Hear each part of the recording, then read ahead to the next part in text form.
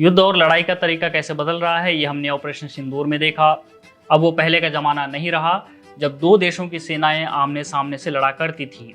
अब लड़ाई टेक्नोलॉजी से लड़ी जाती हैं। आपने देखा कि भारत और पाकिस्तान के बीच हुए शॉर्ट लिव्ड संघर्ष में भारतीय सेना अपनी सीमाओं के अंदर ही रही, लेकिन 3 दिन में ही पाकिस्तान त्राहिमाम त्राहिमाम करने लगा। ये हमें बताता है कि आधुनिक युद्ध कैसे लड़ा जाता है और इसमें ड्रोन्स क्या भूमिका निभाते हैं, हमने ये भी देखा।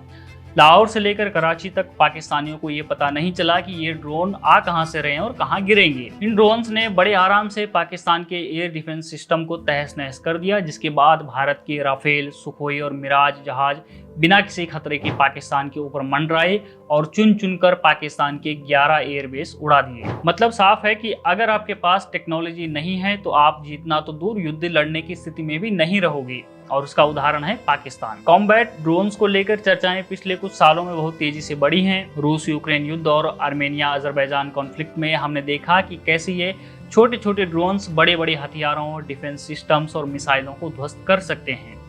युद्ध के शुरुआती चरण में यूक्रेन ने इन्हीं ड्रोन्स की मदद से रूस के फाइटर जेट्स को उड़ने तक का मौका नहीं दिया था।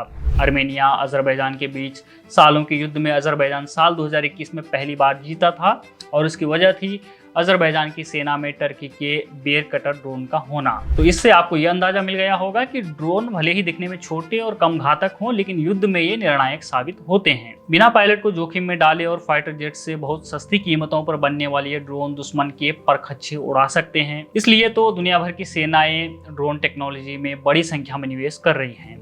लेकिन ड्रोन का इतिहास उतना नया नहीं है जितना हम सोचते हैं, और इनका कॉन्सेप्ट प्रथम विश्व युद्ध से ही देखने को मिलता है। ब्रिटेन और अमेरिका ने उस वक्त कई अनमैन्ड एरियल व्हीकल्स के प्रोटोटाइप्स लॉन्च किए थे, लेकिन आधुनिक ड्रोन का विकास 20वीं सदी के अंत में शुरू हुआ जब दुनिया में जीपीएस सेंसर और रिमोट कंट्रोल सिस्टम का दौर आया। 1990 के दशक में अमेरिका ने प्रीडेटर ड्रोन को इराक और अफगानिस्तान में तैनात किया। ये ड्रोन निगरानी और हमले दोनों के लिए इस्तेमाल किए गए। इसके बाद से हर देश इन ड्रोन्स को अपने लड़ाकू बेड़े में शामिल करने लगा और इनके रिक्वायरमेंट के हिसाब से इनके अलग अलग प्रोटोटाइप बनने लगे। आज ड्रोन अलग अलग टाइप्स और साइज में उपलब्ध हैं। छोटे ड्रोन जो एक सैनिक के बैग में फिट हो सकते हैं से लेकर बड़े ड्रोन जो मिसाइलों और बमों को ले जा सकते हैं। निगरानी ड्रोन या सर्विलांस ड्रोन्स हाई सेंसर्स और कैमरों से लैस होते हैं जो दुश्मन की गतिविधियों, ठिकानों और हथियारों की जानकारी इकट्ठा करते हैं।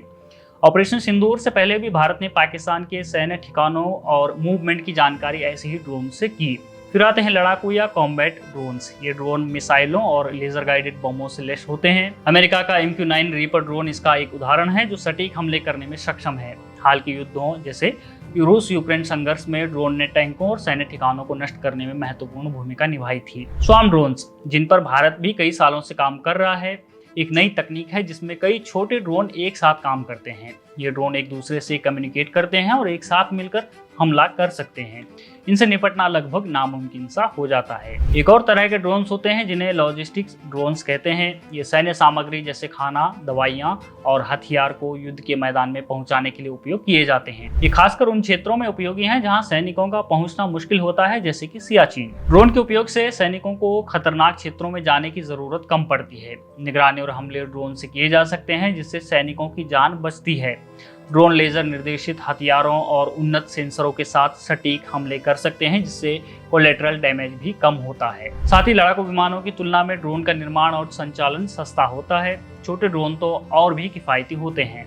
ड्रोन पीछे बैठे सैन्य कमांडरों को रियल टाइम डेटा और वीडियो फुटेज देते हैं जिससे युद्ध के बीच में क्विक डिसीजंस लिए जा सकें। भारत को ड्रोन्स की इंपॉर्टेंस का अंदाजा पहली बार कारगिल युद्ध के समय हुआ। उस समय पाकिस्तानी सेना ऊंचाई पर बैठी थी और उनकी पोजीशन को जानने के लिए वायुसेना को काफी जोखिम भरे इलाके में उड़ान भरनी पड़ी। इस दौरान भारत ने अपने पायलट्स और जहाज भी खोए। ऐसे में भारत ने इजराइल से सर्चर और हेरोन ड्रोन्स लिए। बिना पायलट की जान खतरे में डालकर ये ड्रोन पाकिस्तानी पोस्ट्स के ऊपर से उड़े, जिस वजह से पाकिस्तानी सेना की सटीक पोजीशन भारतीय सेना को मिल पाई। ड्रोन की इंपॉर्टेंस को समझते हुए भारत ने साल 2002 में इजराइल से बड़ी संख्या में ड्रोन खरीदे और साथ ही भारत ने खुद भी इस तकनीक पर काम करना शुरू किया। आज भारत दुनिया में ड्रोन तकनीक के लिहाज से एक बड़ा प्लेयर है। ऑपरेशन सिंदूर में जिस स्काई स्ट्राइकर ड्रोन ने पाकिस्तान के आतंकी ठिकानों को नष्ट किया था वो भारत के बेंगलुरु में स्थित एक कंपनी ने ही बनाया था। सटीक निशाना लगाने में सक्षम ये ड्रोन चुपके से और सटीकता से हाई वैल्यू टारगेट्स को मार गिराते हैं। इसके अलावा भारत ने इस स्ट्राइक के लिए नागास्त्र 1 का भी इस्तेमाल किया था, जो भी भारत में बना है। नागास्त्र एक लोइटरिंग म्यूनिशन है, मतलब कि ये हवा में चुपचाप मंडराता है और जैसे ही इसे अपना टारगेट दिखता है ये उस पर टूट पड़ता है।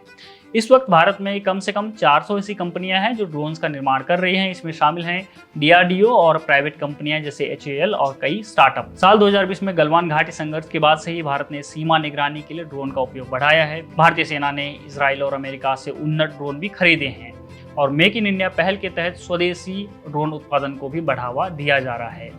कुल मिलाकर देखा जाए तो ड्रोन्स ने युद्ध को पूरी तरह से बदल दिया है। ये न केवल सैन्य रणनीतियों को अधिक प्रभावी और सुरक्षित बना रहे हैं, बल्कि युद्ध के मैदान में नई संभावनाएं भी खोल रहे हैं।